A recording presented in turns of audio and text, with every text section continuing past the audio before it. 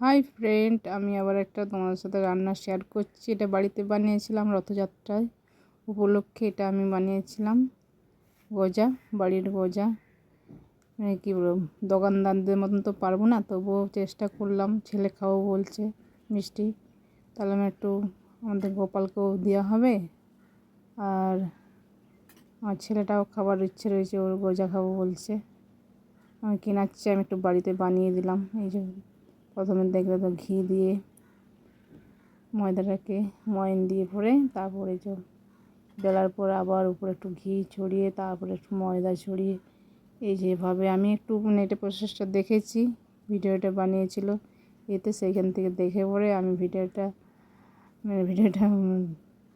সেভাবে বানাচ্ছি, আমি তৈরি করছি এটাকে, গজাটাকে। এই যখন গজাটাকে তৈরি করে নিচ্ছি, এটাকে 3টে লেয়ার দিয়েছিলাম আমি, 3টে রুটি বেলে ভরে, এই রুটি বলছি এই ময়দা যেটা লইটা ছিল সেটা বেলার পরে এইভাবে করে নিলাম। তারপরে একটু ওই যে রোল করতে হবে, তারপর কেটে নিয়ে পরে আবার ওটাকে বেলতে হবে সেভাবে। আর জানি না আমার ভিডিওটা কেমন করছি, তোমরা সে কেউ কমেন্ট তো কিছু করো না সবাই।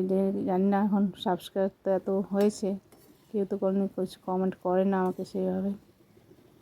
আমি যতটা পারি বাড়ির রান্না করি সেটাই তোমার সাথে শেয়ার করি সেভাবে। এই যে তারপর এটাকে গোল গোল, এই যে তারপর দেখো তোমাদের সাথে দেখিয়ে দিয়েছি। এখন তো সবাই ইন্টারনেটের সবাই দেখতে পারবে এখন আমার থেকে আরও ভালো সুন্দর সুন্দর, নাহলে যারা বানায়। আমি যেটা বানিয়েছিলাম আমার ফ্যামিলিতে ঘরের জন্য সবাইকে খাইয়েছি, সেটা তোমার সাথে শেয়ার করলাম। আর অবশ্যই দেখো ভিডিওটা।